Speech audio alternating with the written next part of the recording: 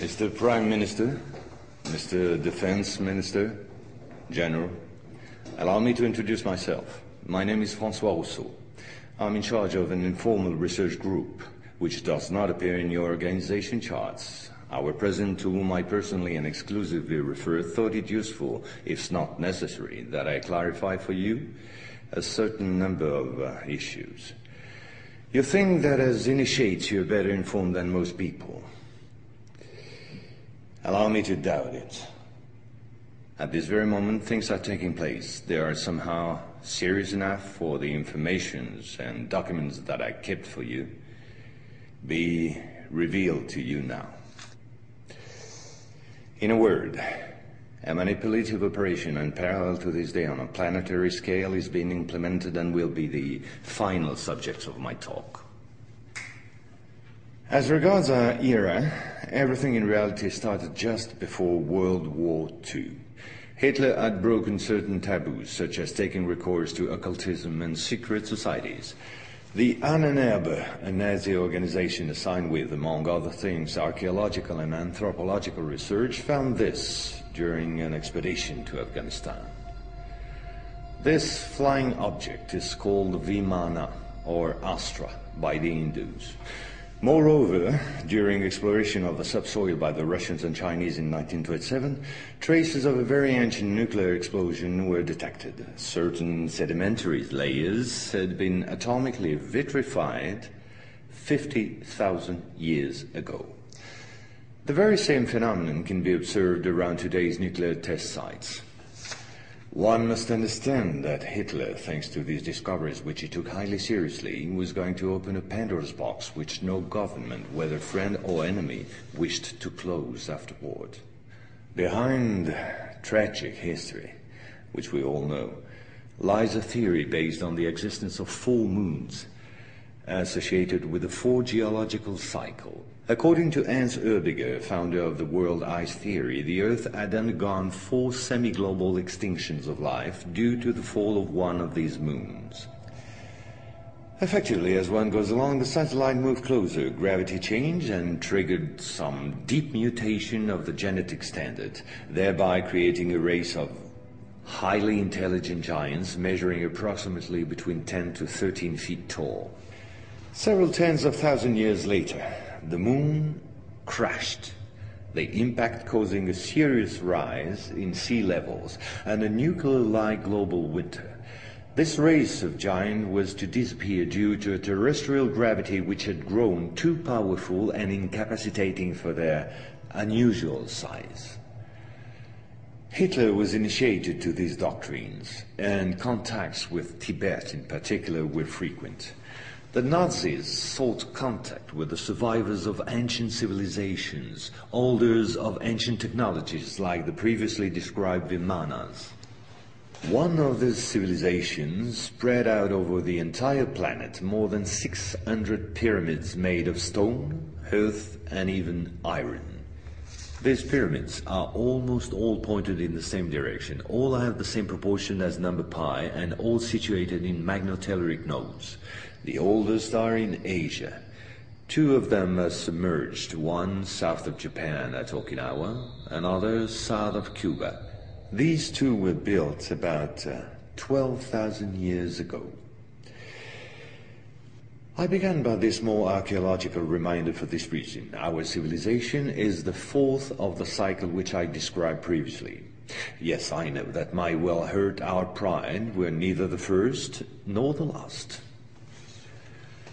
One must understand that the study and understanding of several recovered prototypes were the absolute priority to ensure Nazis' domination over the skies. The Allies, in parallel, focused on mastering atom and creating the first nuclear bombs.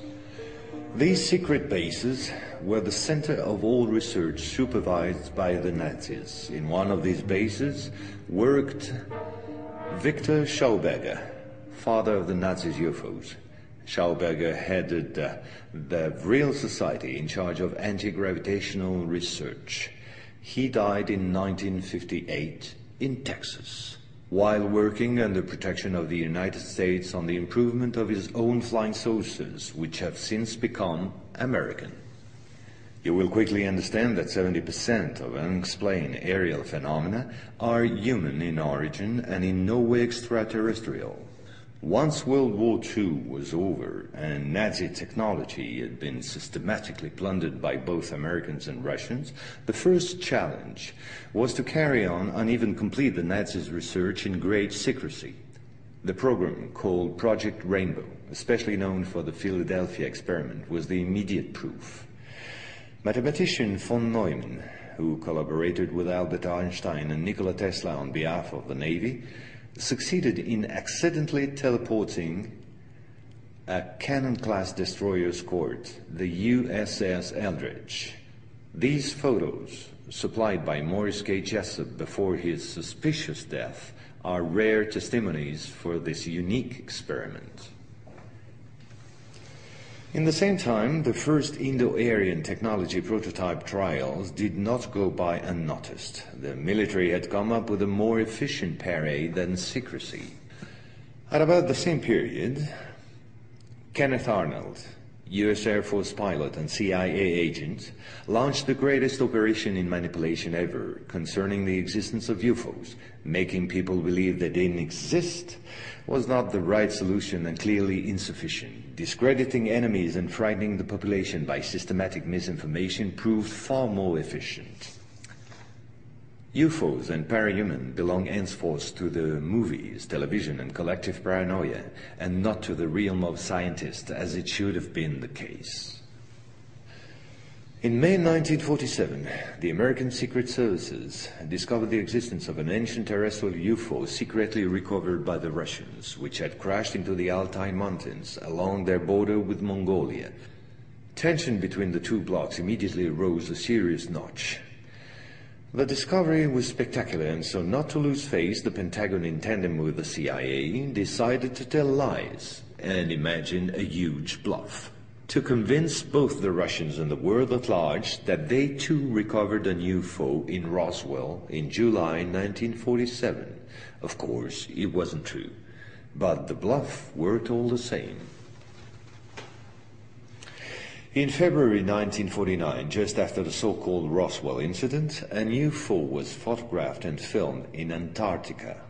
It was the first photo of this type of a cigar-shaped object. Other appearances were then to follow in one another by cyclic waves. At the same moment, the Apollo program, headed by Werner von Braun, was in full swing, and Dr. Braun in no way favorably welcomed the demand for paranormal experiments, which nevertheless took place during certain Apollo missions. This is the last known experiment on psychic and telepathic amplification, as well as detection of psytron particles emitted by the yogi towards the Apollo capsule. But these tests were all eclipsed by the systematic appearance of unidentified objects around orbital flights and the discovery of traces of civilization on the moon.